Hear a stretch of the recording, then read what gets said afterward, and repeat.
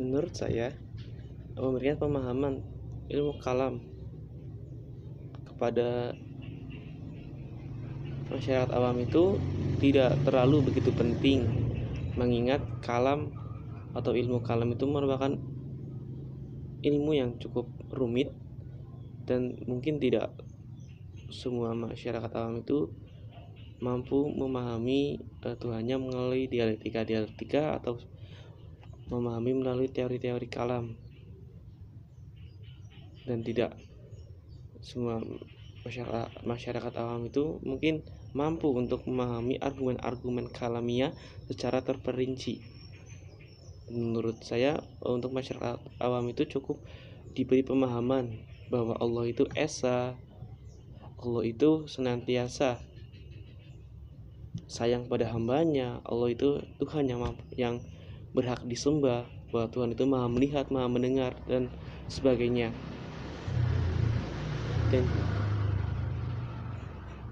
Dan ilmu kalam pun jika dipelajari atau dipaparkan kepada saudara-saudara kita yang mu'alaf, mungkin yang mu'alaf itu malah akan merasa bingung terhadap agama Islam ini. Mengapa di Islam aja banyak aliran,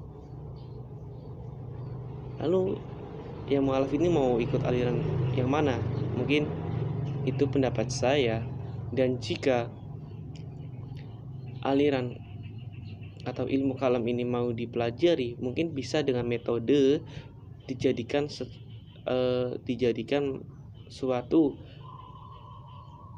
mata pelajaran di dalam MTS atau MA atau sekolah Islam, agar masyarakat itu mengetahui kalam dari dasar, dari dini, dan mengetahui kalam dari gurunya, tidak mempelajari kalam secara otodidak atau belajar sendiri.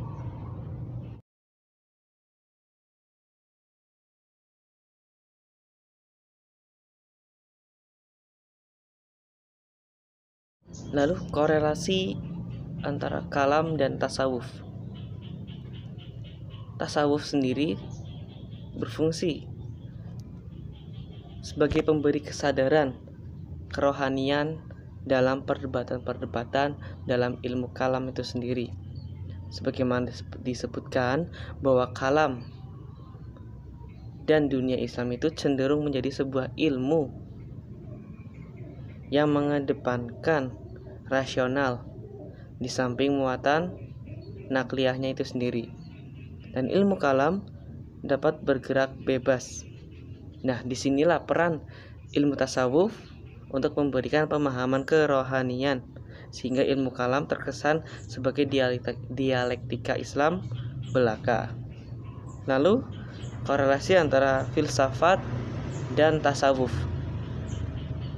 Hubungan filsafat dan tasawuf itu dibuktikan dengan adanya filosof dengan sufi, terutama sejak filosof seperti Ibnu Sina yang menerima kebenaran dari filsafat dan tasawuf secara bersamaan atau sekaligus. Dan banyak para sufi yang akrab dengan filosof, dan seorang filosof juga merupakan seorang sufi. Lalu korelasi antara kalam dan filsafat. Hubungannya terletak pada pembuktian secara intelektual terhadap objek kajian ilmu kalam. Pembuktian objek ilmu kalam itu menggunakan intelektual atau rasionalitas atau menggunakan akal. Yang selanjutnya membahas persamaan antara ilmu kalam, filsafat, dan tasawuf. Persamaan ketiganya yaitu terletak pada objek pembahasannya. Seperti kita tahu, ilmu kalam itu juga membahas tentang ketuhanan. Tasawuf juga merupakan membahas tentang pendekatan diri terhadap Tuhan. Lalu filsafat itu selain membahas alam, manusia, atau sesuatu yang ada, filsafat juga membahas tentang ketuhanan, terutama mungkin pada filsafat Islam. Yang berikutnya itu ada perbandingan antara kalam, filsafat, dan tasawuf. Perbandingannya itu ada pada aspek metodologinya. Kalam menggunakan logika serta argumentasi dan nakliyah. Lalu untuk filsafat menggunakan metode rasional atau nalar, mencari kebenaran menggunakan akal budi seseorang, radikal, integral, dan universal. Lalu ada tasawuf menggunakan rasa daripada rasio dan terkesan subjektif sifatnya.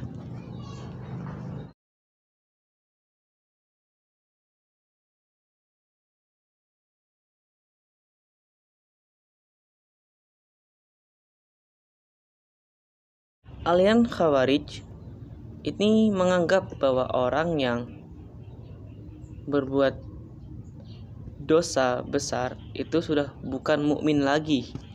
Lalu ada Murji'ah. Murji'ah masih memberikan peluang atau kesempatan bagi orang yang telah berbuat dosa besar untuk mendapat ampunan dari Allah Subhanahu wa taala.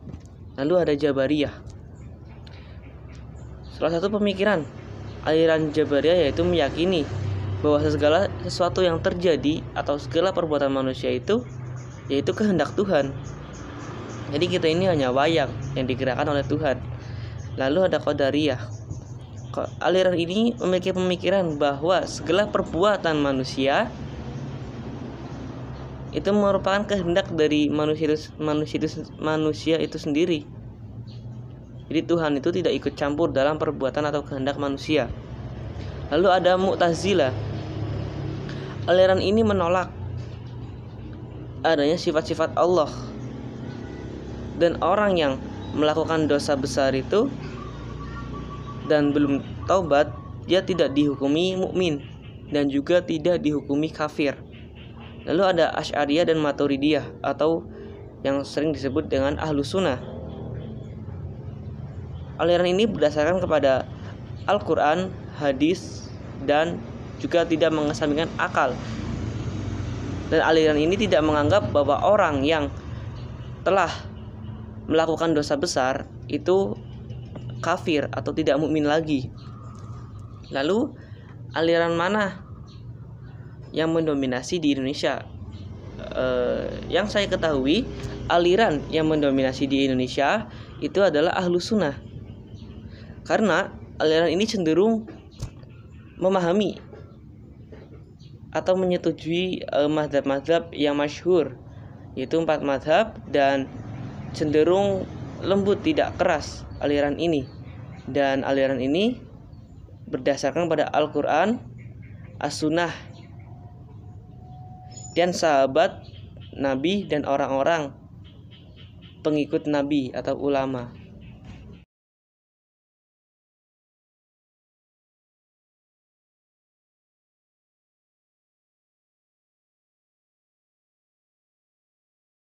Yang pertama ada Khawarij. Mengenai dosa besar, orang Khawarij itu berpendapat bahwa orang yang telah melakukan dosa besar itu bukan mukmin lagi. Lalu ada iman dan kufur. Menurut Khawarij, iman bukan hanya melaksanakan kewajiban, tetapi juga melakukan segala perbuatan religius. Itu merupakan iman. Lalu ada perbuatan Tuhan dan manusia. Menurut kaum Khawarij, manusia bebas memutuskan atau melakukan perbuatan apapun, dan itu bukan kehendak dari Tuhan. Lalu ada Murji'ah. Mengenai dosa besar, orang Murji'ah itu berpendapat bahwa orang yang punya dosa besar dan mau untuk bertaubat itu masih punya kesempatan mendapatkan ampunan dari Allah Subhanahu wa taala. Lalu ada iman dan kufur. Menurut kaum Murji'ah, iman hanya pengakuan dalam hati, dan dosa besar tidak mempengaruhi keimanannya. Lalu ada Jabariyah. Mengenai iman dan kufur, Jabariyah berpendapat bahwa iman adalah makrifat atau membenarkan dalam hati perbuatan Tuhan dan manusia. Semua perbuatan manusia adalah kehendak Tuhan atau Allah Subhanahu wa taala. Lalu ada sifat Tuhan. Menurut Jabariyah, Allah itu tidak memiliki sifat yang sama dengan manusia, seperti berbicara, melihat, dan lain-lain. Lalu ada Qadariyah. Tentang perbuatan Tuhan dan manusia, Qadariyah berpendapat bahwa segala perbuatan manusia merupakan kehendak dari manusia itu sendiri. Tidak ada ikut campur dari Tuhan. Lalu ada Mu'tazilah. Tentang dosa besar, Mu'tazilah berpendapat bahwa orang yang melakukan dosa besar tidak diampuni dosanya. Lalu mengenai sifat Tuhan, Mu'tazilah tidak mengakui adanya sifat-sifat Tuhan. Lalu ada perbuatan manusia. Menurut Mu'tazilah, manusia mempunyai daya yang bebas dan besar. Lalu mengenai keadilan Tuhan, Mu'tazilah berpendapat atau percaya bahwa pada kekuatan akal dan kemerdekaan serta kebebasan manusia mempunyai tendensi untuk mengetahui wujud dan rasio dan kemampuan manusia itu sendiri. Lalu ada Maturidiyah. Menurut Maturidiyah tentang dosa besar, itu Maturidiyah tidak mengkafirkan atau orang yang melakukan dosa besar, atau jika ada orang yang melakukan dosa besar itu tidak dihukumi kafir. Lalu ada iman dan kufur. Menurut Maturidiyah, iman itu mempercayai dalam hati atau membenarkan dalam hati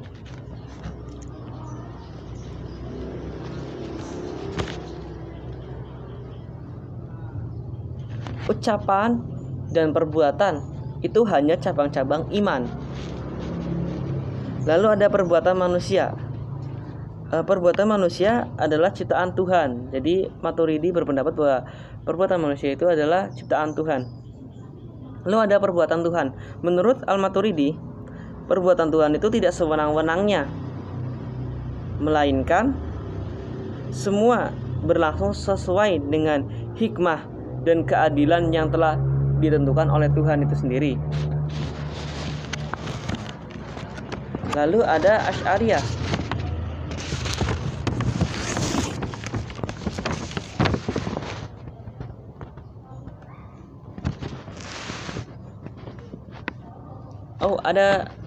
Ada dalam Maturidiyah itu ada sifat Tuhan.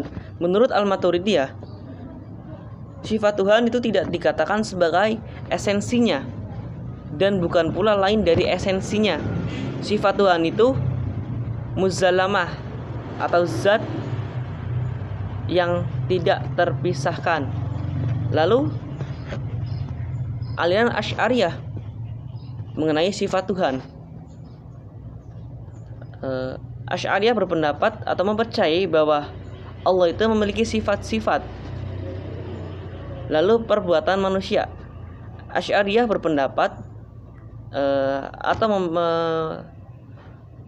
mengeluarkan teori tentang al-kasab, tentang ikhtiar. Jadi selain perbuatan manusia itu sendiri ditentukan oleh Tuhan, tapi manusia juga bisa berikhtiar, tetapi tetap hasil itu Tuhan yang menentukan berdasarkan ikhtiar itu tadi. Lalu ada keadilan Tuhan. Menurut Asy'ariyah, Tuhan berkuasa secara mutlak, tidak ada kewajiban bagi Tuhan. Jadi Tuhan itu bebas berkehendak, tidak dibatasi suatu apapun. Lalu ada iman dan kufur. Menurut Asy'ariyah, iman adalah pengakuan di dalam hati yang mengusung ma'rifat terhadap Allah dan menerima Allah dengan kebenaran-kebenarannya.